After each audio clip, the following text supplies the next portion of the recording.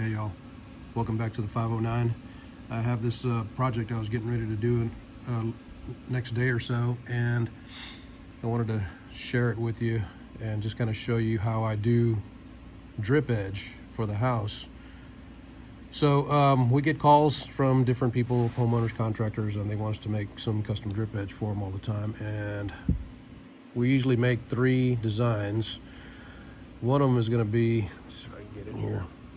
Okay, one of them is usually going to be kind of like an open double break there, like that. The next one would be a closed double break, like that. And then there would be just a regular single break, which is not very common or popular anymore, but we still make them once in a while. Usually on these it'll be a half by, and then this will be 2, and then the remainder on top, whichever. We're going to use 6-inch coil. I cut some 6-inch pieces, so this is going to be the same. It's going to be a half, and then this will be 2, and then underneath here is about 5/8, plus or minus. It doesn't matter a whole lot. And the reason I say that is because I'm going to show you the technique that I use on my break and how we do it, and we do it consistently. So I don't have to scribe that extra mark right there inside that corner. Can you see that? Inside that corner there, I just got to do this one and this one, and then kind of the same with this one here. So we're looking at a 1/2 inch, 2 inches, and then it'll still be another 5/8 in there, and then the remainder would be on the top here for 6-inch coil. So that'd be from here to here, maybe about 3 or so, plus minus, something like that. But anyways, we'll get to it. I'll start showing you how I scribe these things. Okay, so we're back here at the bench, and here's my drawings that I just showed you and made a minute ago. Now, in order to scribe these things, all we need is one scribe, a double scribe that's set up for 2 inch, or oh goodness, for a 1/2 inch, and then you need another scribe for those 2 combined, so 2.5 inches. So that way you reach from that edge of the metal all the way to that edge, and then that edge of the metal to that corner there, and the same for all these other ones.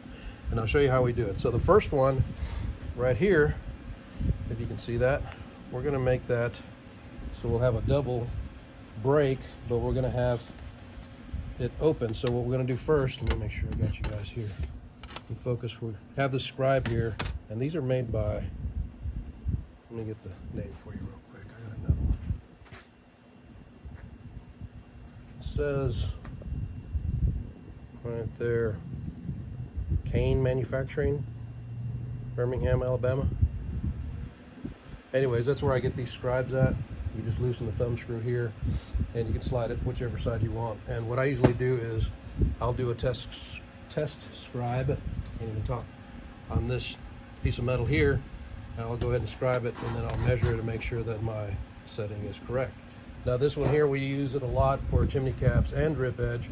So we set it at 2.5 right there, and then we set it at a 1/2 inch on this side, and we wrote on it for everybody to not change it because we use it so much. Anyways, let's press on. So we get this metal here, and we scribe it here. Just a little scribe there, a little scribe here, and then we turn the scribe over, and we go ahead and scribe it there. So now we got those 2 scribes there, and then we do it the same on this side here. Okay, that's for number 1. Let's mark that real quick. Marker number 1. Okay. And then this is going to be number 2.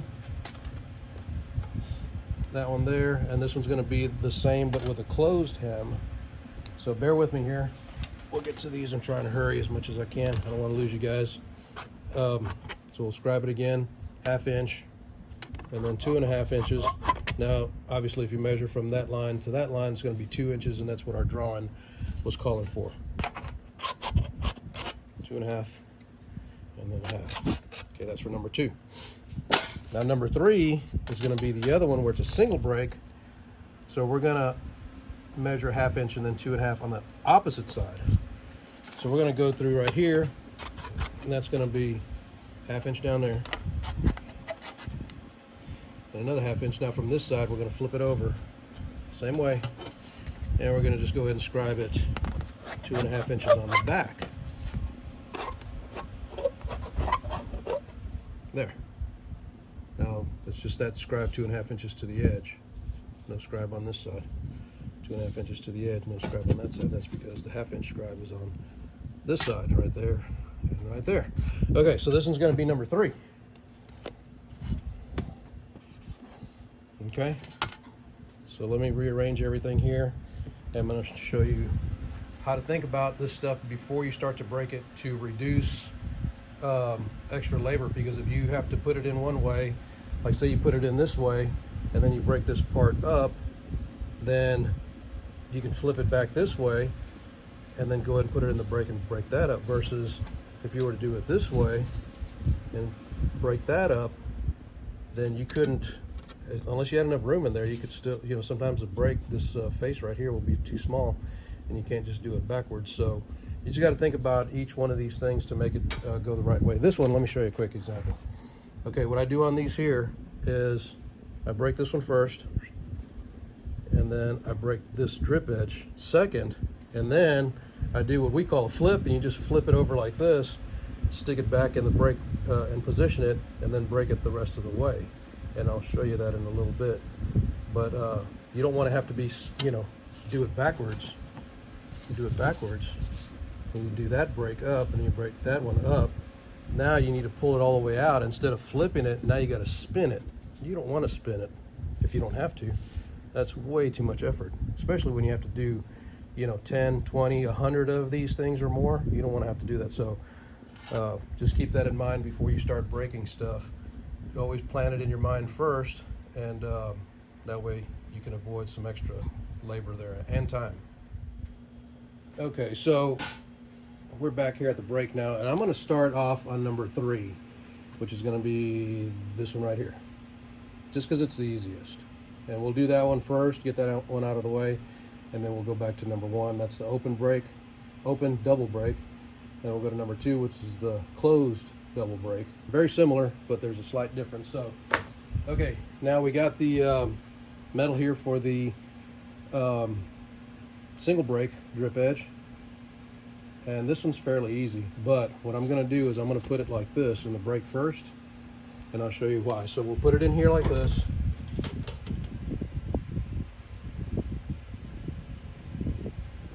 We got that in focus. Okay, and then we're going to break a 45 for that drip edge. And then now, like I was just talking about, we're going to go ahead and just flip it. Okay, so we had it in there like that, pull it out, and then we flip it. And then we just slide it right back into that line, okay? So now if we would have did that backwards, say if we would have, you know, we could have done it still either way, but sometimes in different cases,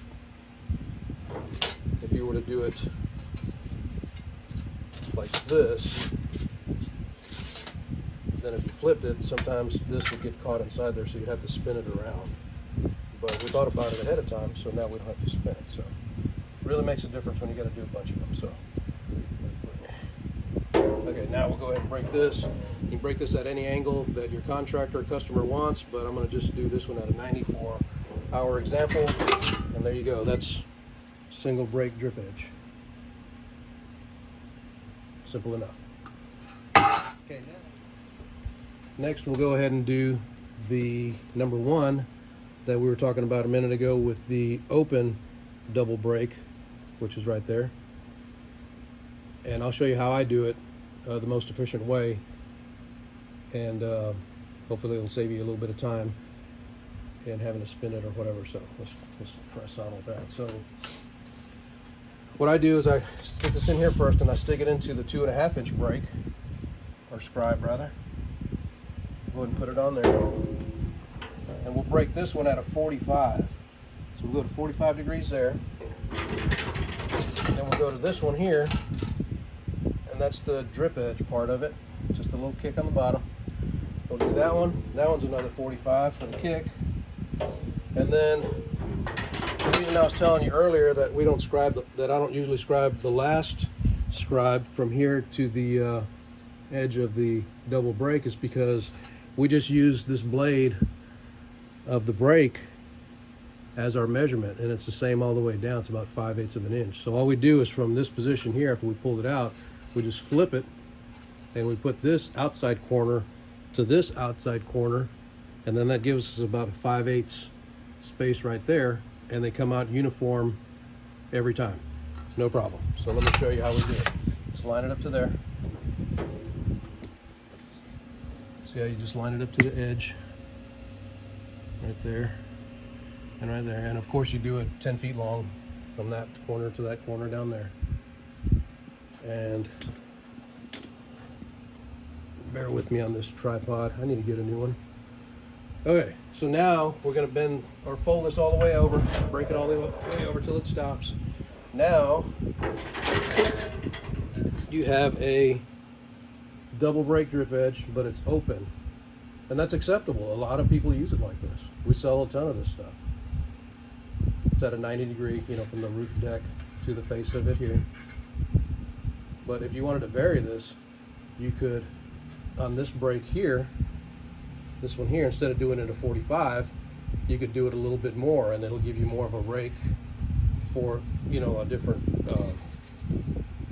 roof pitch, so it'll fit a little bit better. But we usually do them at 90 degrees. Everybody wants, you know, they're fine with that. So that's that one.